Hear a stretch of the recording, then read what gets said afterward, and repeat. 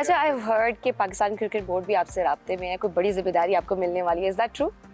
देखिए कुछ बातें कॉन्फिडेंशियल है, मैं नहीं कह सकता, लेकिन हाँ, बट मुझे कुछ समझ नहीं आया, so neither they offered something, neither I asked for anything, so गपशप जरूर लगी, लेकिन नथिंग ऑफ द सॉर्ट का। मुझे लगा कि इन हालात में जहाँ पे इतनी टर्बुलेंस है हुकूमती लेवल पे भी और नीचे भी, तो I think it's not the right time for me to come. आप पर फिल्म भी बनाई जा रही थी रावलपिंडी एक्सप्रेस, लेकिन फिर आपने उसको अपने से अलग कर दिया। न सिर्फ ये बल्कि आपने कहा कि मेरे पे नहीं बनाई जाए। What was the reason? नहीं, मैंने प्रोड्यूसर और डायरेक्टर को मैंने फारिग कर दिया बिकॉज वो मेरी बात समझ नहीं रहा था कि बायोपिक का बेसिकली, मैं जानता हूँ अपनी वालदा को, this film is all about the mother loves for a son and son loves his mother.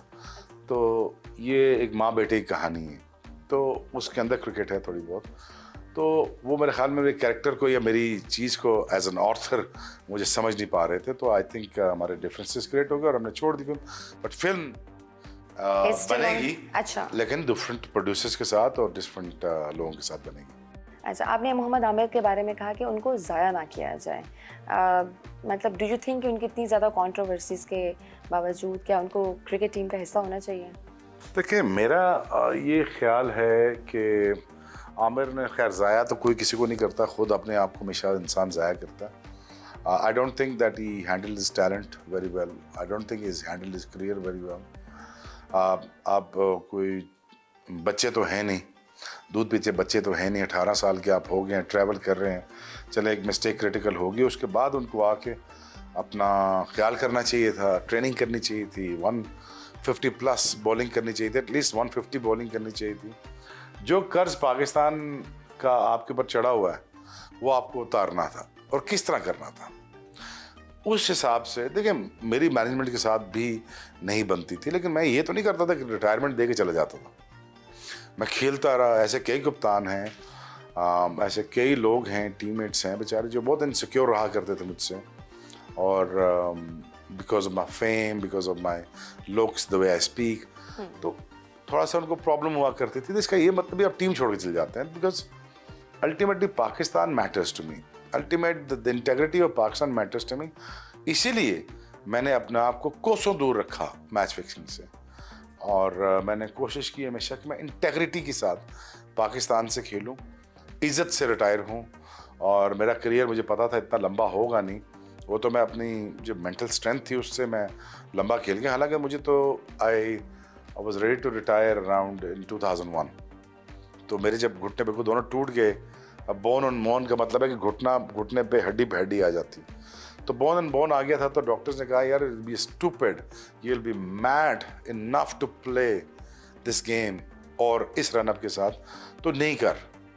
सो 2001 में डॉक्टर तौसीफ मेरे साथ आए, उन्होंने मुझे रीबिल्ड किया। फिर every day of my life मुझे इंजेक्शन लगा के every day of my life, इतनी बड़ी नीडल्स अगर आपके घुटने में जाएं तो क्या होगा, सुबह शाम एवरी डे, पहले पानी निकालना, फिर टीके लगाना, फिर दर्द को ख़त्म करना, फिर खेलना, फिर सुबह रुड़ते हुए बाथरूम जाना, फिर मैं आधा घंटे टब में बैठ के, तब मेरी बॉडी कहीं जाकर खुलती थी, तब मैं साइकिल में बैठ के ग्राउंड जाया करता था वार्म अप करने के लिए। डिफिकल्ट इसलिए था यार कि देखो मुझे पाकिस्तान के लिए खेलना था। अल्टीमेटली देखो मुझे पाकिस्तान ने फ़ायदा ही फ़ायदा दिया, मैं पाकिस्तान से वफादारी की तो कोई एहसान तो नहीं किया ना पाकिस्तान पे। लेकिन जब आप इतनी नेक नीयत से आप स्ट्रगल करते हैं ना, इतनी एफर्ट करते हैं, देन ऊपर वाला भी नवाजता है। बिल्कुल आज भी नाम जिंदा है, आज भी स्टार हूँ, आज भी अल्लाह, पूरी दुनिया प्यार करती है मुझसे, क्या हिंदुस्तान वाले, क्या पाकिस्तान में प्यार करते, क्यों कि मेरा एंड ठीक था। मैं हमेशा लोगों से कहता हूँ यार ये ना बताओ ज़िंदगी कैसी गुजरी, मुझे ये बताओ तुम्हारा अंजाम कैसा हुआ। मैं अंजाम से पता कराऊंगा कि तुम्हारी ज़िंदगी कैसी गुजरी थी। अगर अंजाम में अगर तुम्हारी ज़लालत हो रही है तो पता चल जाना चाहिए कि ज़िंदगी कैसी गुजरी है इंसान की, और उठा के देख लो लोगों के अंजाम, उससे तुम्हें आइडिया हो जाएगा ये लोग कैसे थे ज़िंदगी में। मेरा एंड इसलिए ठीक है कि मेरे दिल का शीशा साफ है।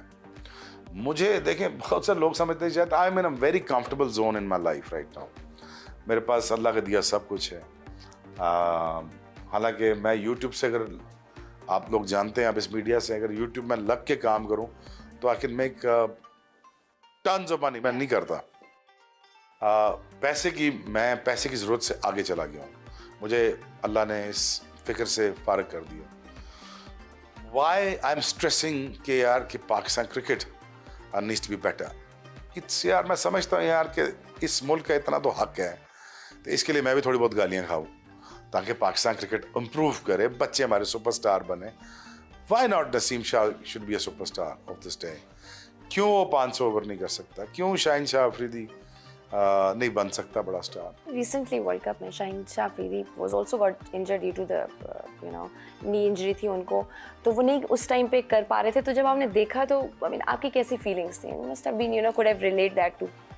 अगर मैं उसकी जगह होता, वो 12 मिनट, वो 12 बॉलें, वो 12 बॉलों से मैं दुनिया का, पाकिस्तान का सबसे बड़ा सेलिब्रिटी बन जाता, मैं नेशनल हीरो बन जाता। मैं एक बॉल करता, आके गिरता, मेरा घुटना टूटता, मेरा मुंह लगता, मेरे मुंह से खून आ रहा होता, मैं फिर खड़ा होता, फिर इंजेक्शन लगाता इसको अंदर, सुन्न करता गोडे को, फिर आता, फिर गिरता, फिर उठता, फिर आता, फिर गिरता।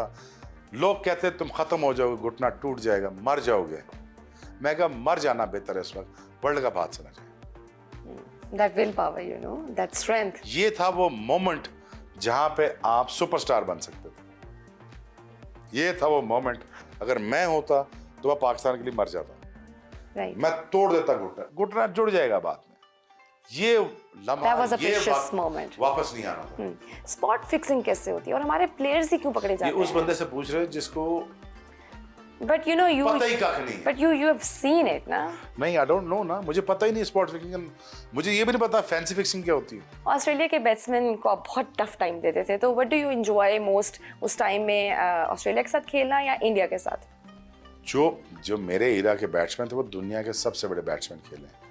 सचिन तेंदुलकर हो गए, राहुल हो गए, रिकी पॉन्टिंग हो गए, ट्रेस्कॉथिक हो गए, आप चलते जाएं, लाइन इतनी बड़ी है। जो आज के दौर में होते हैं ना ये लोग आज के दौर में होते हैं ना, इन्होंने भुरता निकाल देना था मार मार के इस बॉलिंग लाइनअप को। इन 3 दायरों के अंदर उन्होंने भुरता निकाल देना था।